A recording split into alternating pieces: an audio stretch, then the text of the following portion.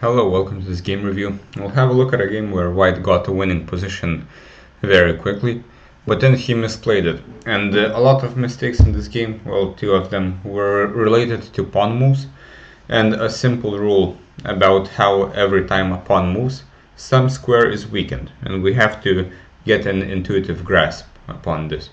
Later the game went kind of chaotic. It was a very strange ending. But I assume it was because both sides didn't have much time. But we will see. So it started as some Philidor. Black already kind of misplayed the opening. He closed his bishop and then got his light squared bishop out, which just got trapped on g6 basically. So white played well. He developed his pieces aggressively. Black gave up the center. He should in general keep the pawn on e5. Unless there's some reason to take here. But now white's queen can get developed. Knight d7, bishop f4. White's play is extremely simple.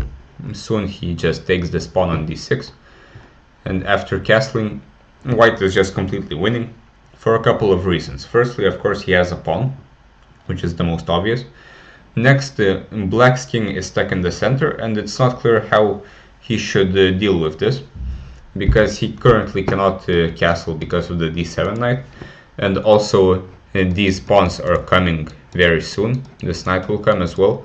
White's pieces are completely developed, while black's pieces are smuggled in the center and the start of his board. So white is winning for a lot of reasons. Understandably, black is trying to develop something. Knight e5, rook c7. Here white takes here, which in general is a little bit incorrect, as when we're up in space, like here white has all the space, we shouldn't trade material. This bishop is completely useless for black, apart from defending f7, though this knight is attacking f7. We could just continue with f4. Computer points out some more concrete solutions like this, but this isn't entirely natural and not very necessary. We can just play f4 to trap this bishop, basically. But okay, knight g6 still gives a winning position. b5, bishop b3, a5. And here white plays a very big blunder, which is f5. And the reason this is a blunder is that it loses white's flexibility of the pawn structure, which means he had this 4-on-3 majority, which means white should be able to create some kind of fractures in black's position by force, for example e5, e6, opening the king, which should win the game instantly. But now after f5, this e5 square is terribly weakened, because this pawn had the job of defending this e5 square, and now this pawn will never be able to move unless this blockade gets lifted. But it's not clear how white will be able to do this. And now if he cannot push his pawn, he cannot open the king to checkmate it. And also this knight now has a very good square, while here it had nothing to do. It was completely dominated by this pawn on f4. As mentioned, white should just open the center.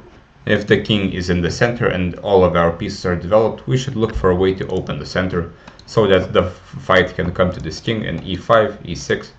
This pawn doesn't matter, just e6. And we can just bring the last piece, and black will probably soon resign.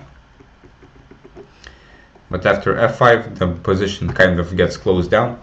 Of course, white still has a big advantage, but now only because of his pawn advantage. Now even f7 is defended. Black's king can slowly come out. Now b4, knight e2, and black plays this move c5, which is a very big blunder. Similarly to f5, this pawn had the job of defending these two squares, specifically d5, which white can instantly use with his rook to create a threat of taking here, which would be devastating, and there aren't many ways for black to do something about this.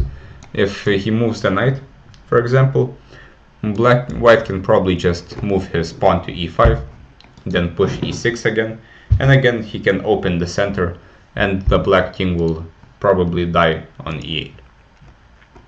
And if f6, Now, after rook hd1, we have improved our pieces with tempo. This knight can even come to e6, and black should be completely lost. But knight f4 now firstly allows c4, and after bishop a2, b3, well, if black had played b3, now black is taking over the game because white's bishop is completely buried on b1. And after, for example, queen g5, black gets developed. This rook isn't very hanging because of this. And now black is kind of taking over. So c4 should have been seen before playing knight f4. But okay, c4, bishop a2. Now white will get kicked around, black is developing. And now, as we will see, white is only left with a pawn advantage, but now his development is even worse, because he is basically down a bishop. Now everything goes south again, rook d4. This doesn't really do much, b3. White should have reacted to b3 and played here, so that he could take this pawn.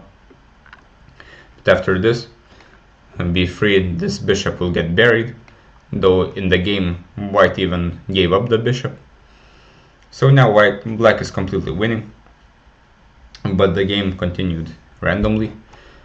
Queen goes to g5, knight d3, and rook b6. At this point, then white's only threat was to take on e5, and this should have been addressed by a simple move like rook e8 or queen e7. Of course, we don't want to take here because of this, but the threat is not entirely serious, we can just defend. But after this, white simply picks up the knight, and now he is 2 pawns up.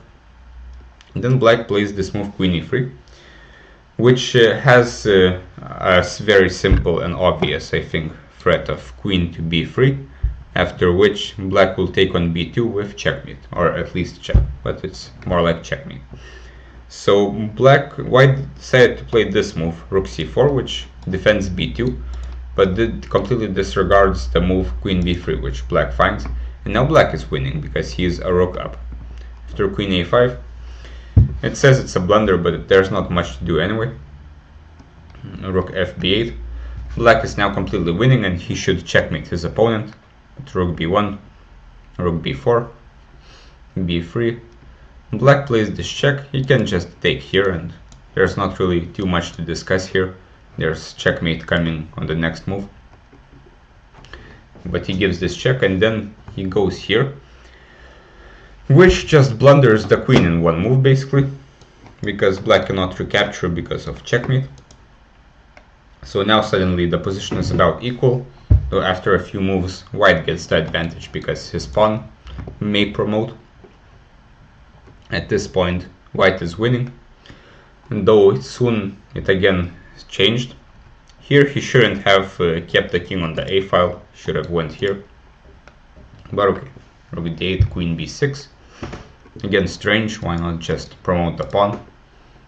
Of course there is some problem with rook h1, but we can play here, and the position should be winning, at least slowly. So the game ended abruptly like this, and now white is of course winning easily. So the game ended quite randomly, but I think it's interesting to note the simple rule that every time a pawn moves, some kind of square has become weakened, and we have to understand this. So that's something to think about for the next games.